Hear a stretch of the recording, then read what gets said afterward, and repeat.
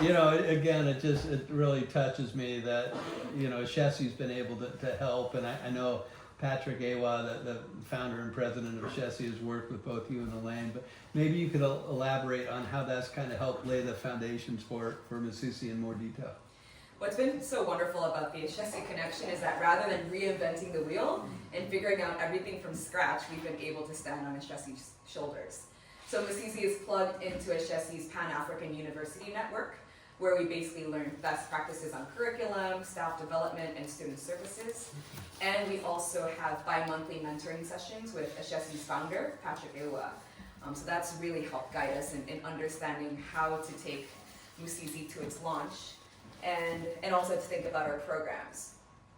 So before building our programs, we decided that we needed to understand the needs of students, parents, and employers first. So we did feasibility studies. We interviewed over 500 high school students and over 100 parents and employers, and we asked them, what do you want to see in a university education?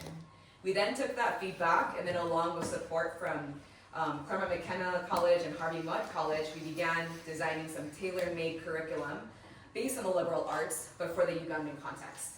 And we're going to start with 3 degree programs, one in software engineering, one in entrepreneurship, and one in health data science. We chose entrepreneurship because Uganda is the most entrepreneurial country in the world. Most people that you meet in Uganda already have some kind of side hustle or business going on. People love entrepreneurship, but the challenge is that most businesses don't last beyond 5 years. So we built our curriculum so that we take students through the entire enterprise life cycle, from market research, business planning, launching, pivoting, scaling, all within a supportive learning environment and being paired with veteran founders so that they can be guided along that journey in a more sustainable way, and that they can graduate with both a business and a degree. Secondly, we chose software engineering because Uganda and Africa are digitizing at a mind-boggling rate. Just this year, there's been 1 million more internet users in Uganda.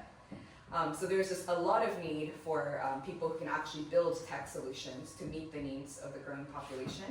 And our curriculum engages students in real software design processes so that they actually come out with the skills to be able to do that once they are out in the job market. And then finally, we chose health data science to support the national efforts to digitize health records in Uganda. And this is basically a program to help upskill health professionals so that they can become the talent to help data-driven decision-making for allocating limited resources to meet the most important needs in the health sector. So those are our programs. But we also have to think about, okay, we have this wonderful curriculum that we've built, but how would high school students know about this?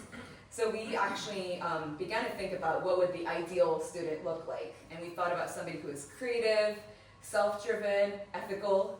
And when we thought about that, we realized that this person would be incredibly difficult to find in an education system based on rote learning. So we needed to start earlier.